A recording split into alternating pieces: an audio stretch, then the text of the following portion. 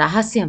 చంపానగరంలో పూర్వం ఒక సంపన్న బ్రాహ్మణ గృహస్థు ఉండేవాడు. అతనికి లేక లేక ఒక స్త్రీ శిశువు కలిగింది. అంటే ఆడపిల్ల పుట్టింది. ఆమె పేరు సుభద్రాంగి.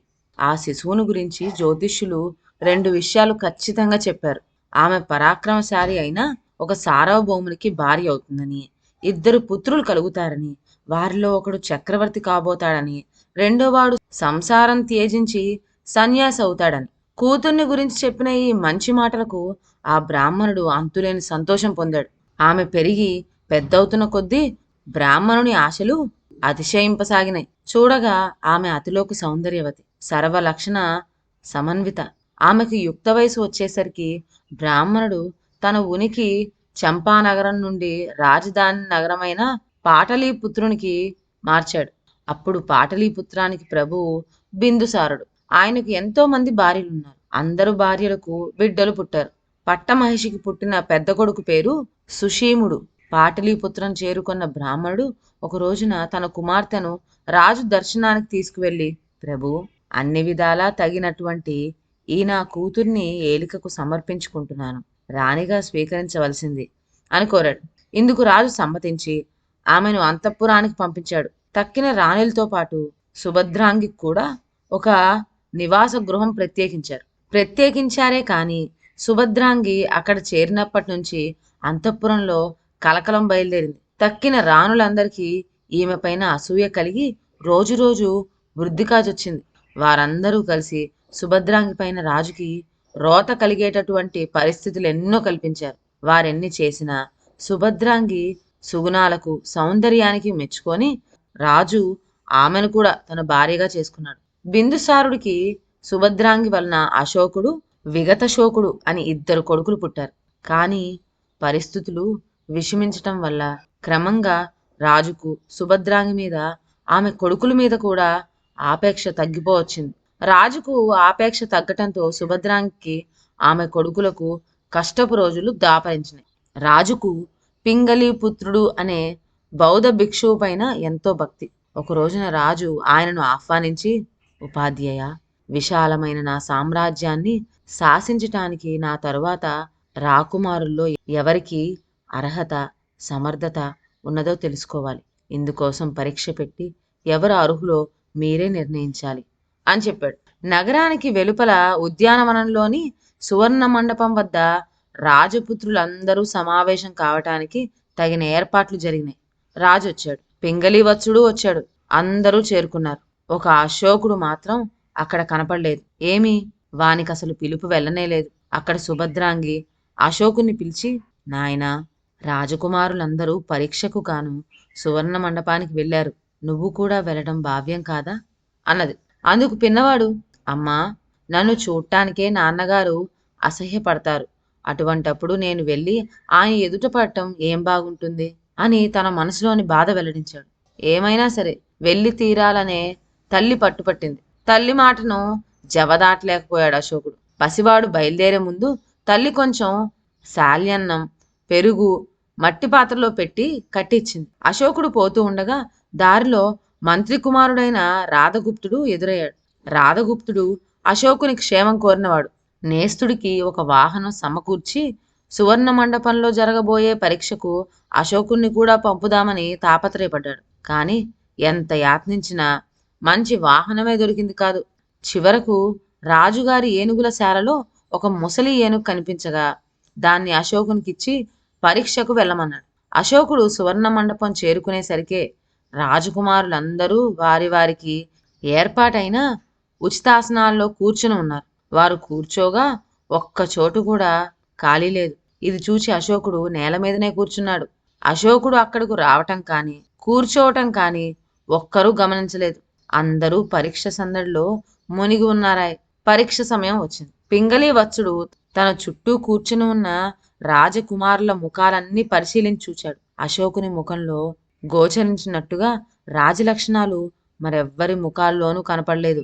అయితే ఈ పిన్నవాని యందు రాజుకు అయిష్టతగా ఉంటూ ఉన్న సంగతి ఉపాధ్యాయునికి తెలుసు. నిజమైన ఈ ఉద్దేశం వెల్లడిస్తే రాజు కోపం వస్తుంది కనుక నేర్పుతో నిజం వెల్లడించవలసిన పరిస్థితి ఏర్పడింది. పింగళి వత్సుడికి, ప్రభు, ఇప్పుడు ఇక్కడ సమావేశమైన రాజకుమారుల్లో ఎవరైతే శ్రేష్టమైన వాహనాన్ని ఎక్కి వచ్చారో అతడే మీ తరువాత మగధ రాజ్యానికి సార్వభౌముడవుతాడు అని చెప్పాడు. రాజకుమారుల్లో కొందరు చక్కటి గుర్రాల మీద, మరికొందరు అందమైన రథాల మీద ఎక్కి వచ్చారు. గురువుగారి మాట వినగానే ఎవరికి వారే, నేను శ్రేష్టమైన వాహనాన్ని ఎక్కి వచ్చాను కనుక నేనే రాజునవుతాను అని వారిలో వారు అనుకొని ఉత్సాహపడ్డారు. ఎవరి మటుకు వారే, నన్ను గురించే గురువుగారు ఇలా చెప్పి ఉంటారు అని అనుకోసాగారు. తన పెద్ద కుమారుడైన సుషీముణ్ణి ఉద్దేశించి గురువు అలా చెప్పి ఉంటాడని తలిచాడు రాజు. అయినా ఒక నిర్ణయానికి రాలేక గురువుని అభిప్రాయం అడిగాడు. అందుకు పింగళివత్సుడు, ప్రభు, ఎంత ముసలిదైనా ఏనుగుకుండే గౌరవం మరి ఏ వాహనానికి లేదు. గజారోహణం అనేది సామాన్య విషయం కాదు అన్నాడు. ఈ సమాధానం రాజుకు తృప్తి లేకపోయింది.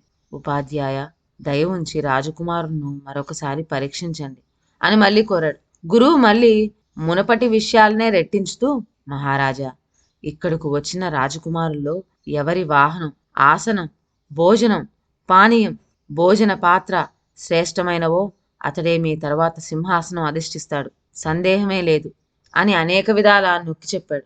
రాజుకి ఇదేమీ నచ్చలేదు, పైగా అర్థం కాలేదు కూడాను. గురువు చెప్పిన ఈ మాటలకు రాజకుమారుల్లో ఎవరికి వారు మళ్ళీ తమ తమ వాహన, ఆసన, భోజనాదులే శ్రేష్టమైనవని తలిచి ఉప్పొంగిపోసాగారు. ఏమి, వారు ఆసనాలపై ఉపయోగించేవి విలువైన వస్త్రాలు, భోజనాలు కేవలం విందు భోజనాలే, పాత్రలు బంగారపువి, పానీయాలు రుచికరమైన ద్రాక్షసారాయిలు.